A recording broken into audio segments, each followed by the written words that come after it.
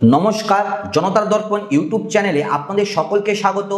বন্ধুরা, দিল্লির ক্ষমতার অলিন্দে কি তবে স্বাধীনতার পর সবচেয়ে বড় রাজনৈতিক মহাযুদ্ধ শুরু হয়ে গেছে?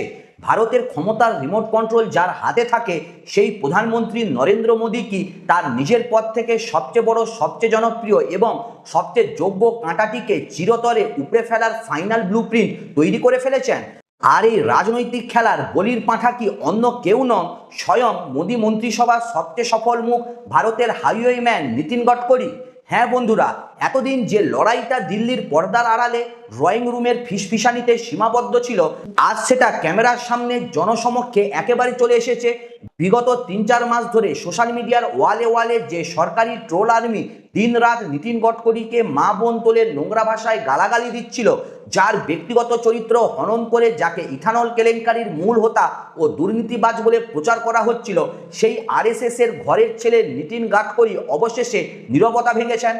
मुझे बदनाम करने के लिए एक प्रयास है। আর ক্যামেরার সামনে এসে তিনি যখন মুখ খুললেন, তখন তিনি কোনো বিরোধী দলের দিকে, কংগ্রেস বা ইন্ডিয়া জোটের দিকে কিন্তু আঙুল তোলেননি। তিনি সরাসরি তীর ছুঁড়েছেন তার নিজের সরকারের ভেতরে বসে থাকা সেই কুখ্যাত এবং সর্বশক্তিমান গুজরাট লবির দিকে। रही बात इसमें फ्यूल कैसा यूज करना, किसको ऐड करना, ये सब पेट्रोलियम मिनिस्ट्री के अधिकार में आता है। मेरी ट्रांसपोर्ट मिनिस्ट्री में इसका टेंडर ऑयल पेट्रोलियम मिनिस्ट्री निकालती है, रेट कैबिनेट में तय होता है। গডকরি অত্যন্ত স্পষ্ট ভাষায় চ্যালেঞ্জ ছুড়ে দিয়ে বলেছেন, সামবাডি এলস ইজ ডিসাইডিং।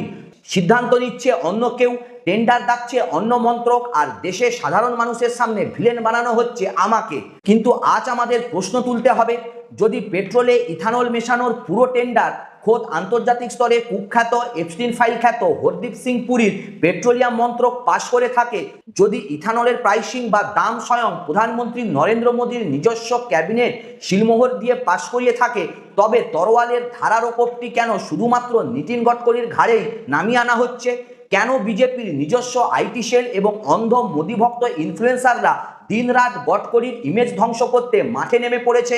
বন্ধুরা, আজকের এই বিশেষ এবং দীর্ঘ প্রতিবেদনে আমি কোনো রাগ ঢাক না রেখে, কোনো রকম আপোষ না করে পর্দার পেছনে সেই নোংরা ক্ষমতার খেলা সম্পূর্ণ উন্মোচিত করব। আমরা দেখব কিভাবে একনায়কতন্ত্রের চরম নিরাপত্তাহীনতা থেকে আজ মোদী সরকার নিজের দলের ভেতরের যোগ্য বিকল্পগুলিকে এক এক করে পিষে মারার খেলায় মেতেছে। পুরো ভিডিওটি বিন্দুমাত্র স্কিপ না করে শেষ পর্যন্ত দেখুন, কারণ আজ দিল্লির মসনদ কাঁপানো এমন কিছু প্রশাসনিক সত্ত্ব ও অভ্যন্তরীণ লড়াইয়ের নথি সামনে আসবে যা বডি মিডিয়া আপনাদের থেকে লুকিয়ে রেখেছে। আসুন বন্ধুরা, সবার প্রথমে এই ইথানল বিতর্কের আসল ক্রোনোলজি এবং সরকারি ফাইলগুলোর সত্যতা ময়নাতদন্ত করে দেখা যাক। মোদিজির ট্রোল আর্মি এবং পেড ইনফ্লুয়েন্সাররা সোশ্যাল মিডিয়ায় গত কয়েক মাস ধরে একটা ন্যারেটিভ তৈরি করছে।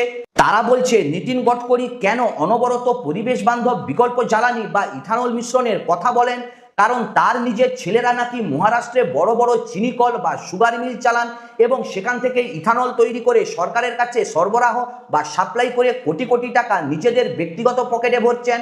অর্থাৎ গডকরি নাকি নিজের পারিবারিক ব্যবসার স্বার্থে দেশের পরিবহন নীতি বদলাচ্ছেন।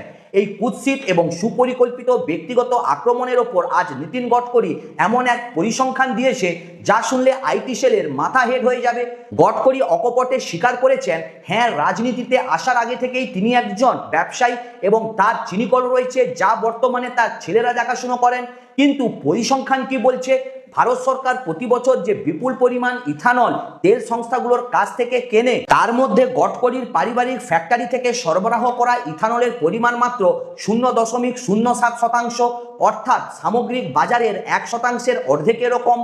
এই নগণ্য পরিমাণ ইথানল সাপ্লাই করে কেউ পুরো দেশের নীতি নিয়ন্ত্রণ করতে পারে? এটা কোনো কাণ্ডজ্ঞান সম্পন্ন মানুষ বিশ্বাস করবে? তাহলে আসল সত্যটা কি বন্ধুরা? আসুন সরকারি ফাইলের পাতাগুলো উল্টানো যাক।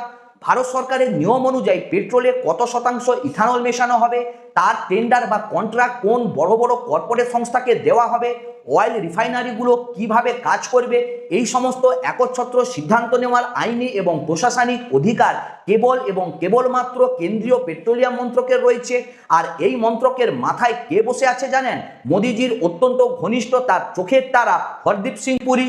এই হরদীপ সিং পুরী হলেন সেই ব্যক্তি যখন আন্তর্জাতিক স্তরে কুখ্যাত এফটিন ফাইল নিয়ে গোটা দুনিয়া তোলপাড় হয়েছিল, আমেরিকার ডোনাল্ড ট্রাম্প থেকে শুরু করে বিশ্বের তাবড় তাবড় নেতাদের মুখ পুড়েছিল এবং যার নাম এই ফাইলে এসেছে তাকেই যখন ব্রিটেন, নরওয়ে বা আমেরিকার মতো প্রথম বিশ্বের দেশগুলো মন্ত্রিত্ব থেকে ঘাড় ধাক্কা দিয়ে বের করে দিচ্ছিল, তখন আমাদের দেশের প্রধানমন্ত্রী নরেন্দ্র মোদী সমস্ত আন্তর্জাতিক নিয়ম নীতিকে বুড়ো আঙুল দেখিয়ে সংসদে দাঁড়িয়ে এই হরদীপ সিং পুরীকে জন্মদিনে অগ্রিম শুভেচ্ছা জানিয়েছিলেন এবং তাকে আড়ালও করেছিলেন।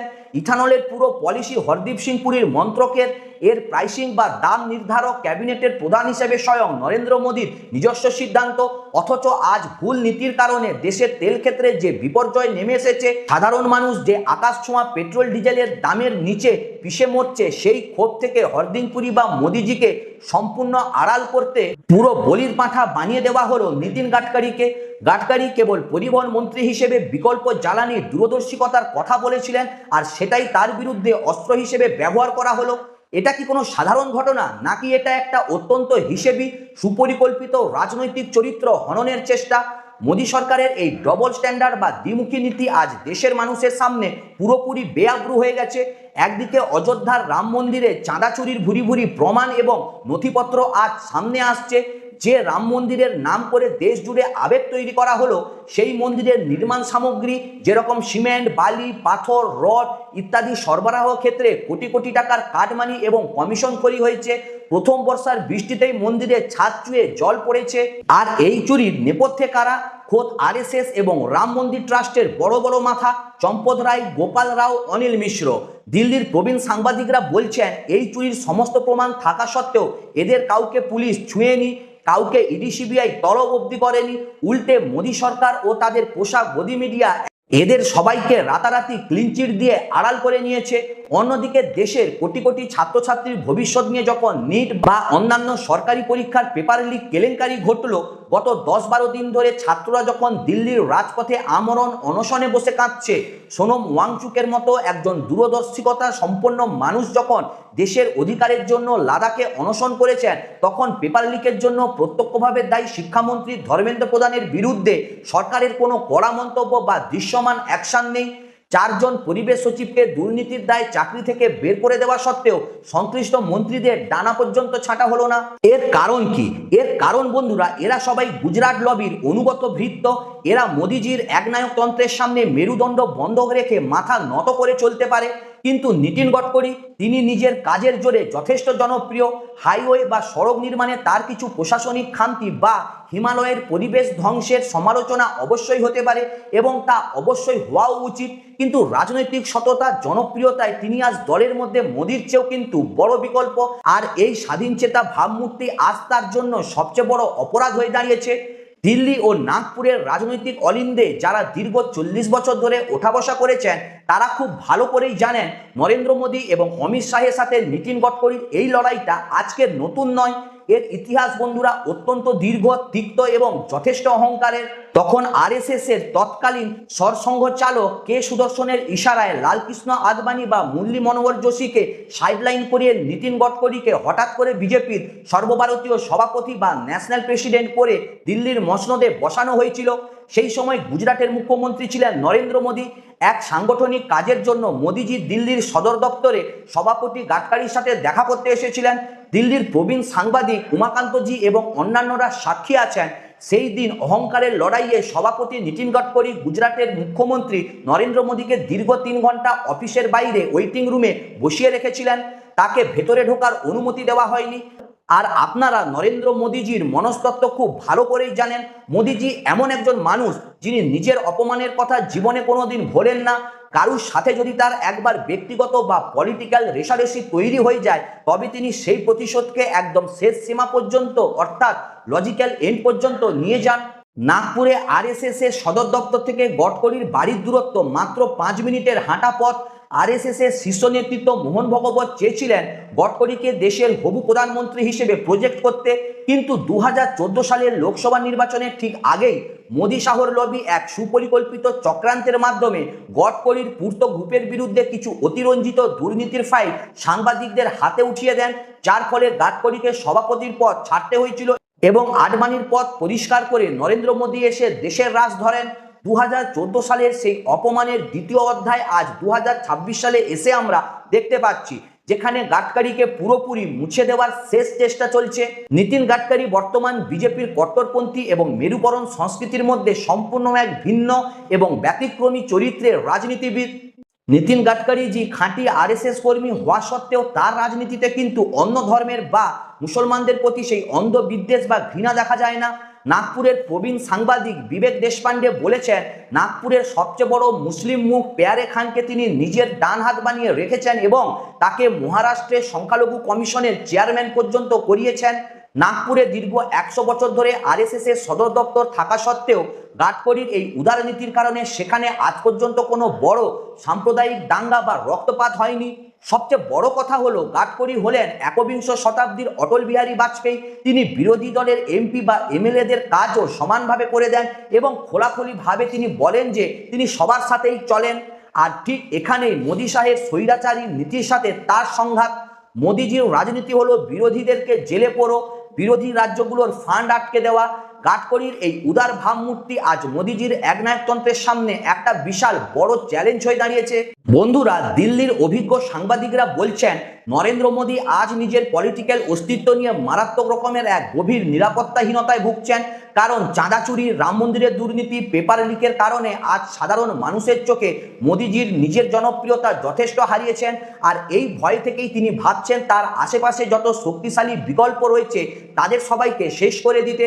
আসন্ন মন্ত্রিসভার রদবদল বা ক্যাবিনেট রিশাফেলে গাডকারিকে পুরোপুরি ড্রপ করা বা তাঁর সড়ক মন্ত্র কেড়ে নেওয়ার যে গুঞ্জন চলছে তা আসলে বিজেপির ভেতরে এক বিশাল আগ্নেয়গিরির বিস্ফোরণ। উত্তরপ্রদেশে যোগী আদিত্যনাথের সাথে মোদী শাহের তীব্র বিদ্রোহ, রাজস্থানের বসুন্ধরা রাজের ক্ষোভ অথবা মধ্যপ্রদেশের শিবরাজ সিং চৌহানের নীরবতা, এই সব কিছুর কেন্দ্রে আছেন নীতিন গাডকারি। গাডকারি যদি আজ এই লড়াইয়ে হেরে যান তবে বিজেপির ভেতরের বাকি বাগি সুরগুলো চিরতরে শান্ত হয়ে যাবে এবং দলে মোদী শাহের একচ্ছত্র ডিক্টেটরশিপ কায়েমও হবে। বন্ধুরা, এই হলো আজকে দিল্লির ক্ষমতার অলিন্দের আসল এবং কুৎসিত সত্য। যে ইথানল কেলেঙ্কারির দায় আজ নীতিন গাডকারির উপর চাপানো হচ্ছে তার আসল ফাইল কিন্তু লুকিয়ে রয়েছে হরদীপ সিং পুরী এবং নরেন্দ্র মোদীর নিজের ড্রয়ারে। কিন্তু নিজেদের ব্যর্থতা ঢাকতে, আমজনতার ক্ষোভকে ডাইভার্ট করতে এবং দলের ভেতরের একমাত্র শক্তিশালী প্রতিদ্বন্দ্বীকে পদ থেকে সরাতে আজ গুজরাট লবি তাদের পুরো আইটি সেল আর ট্রোল সেনাকে লাগিয়ে দিয়েছে নীতিন গাডকারির পেছনে। যদি আসন্ন ক্যাবিনেট রিশাফেলে সত্যিই নীতিন গাডকারির উইকেট ফেলে দেওয়া হয় তবে তা হবে ভারতীয় জনতা পার্টির ইতিহাসে সবচেয়ে বড় অভ্যন্তরীণ গৃহযুদ্ধের সূচনা। আপনাদের কি মনে হয়, নীতিন গাডকারির বিরুদ্ধে কি সত্যিই অন্যায় ষড়যন্ত্র হচ্ছে, নাকি মোদীজি নিজের গতি বাঁচাতে এই পদক্ষেপ নিতে বাধ্য হচ্ছেন? আপনাদের মূল্যবান মতামত নিচে কমেন্ট সেকশনে অবশ্যই জানান। ভিডিওটি ভালো লাগলে লাইক, শেয়ার এবং চ্যানেলটিকে অবশ্যই সাবস্ক্রাইব করবেন। সুস্থ থাকবেন, ভালো থাকবেন, দেখা হচ্ছে পরের ভিডিওতে। নমস্কার।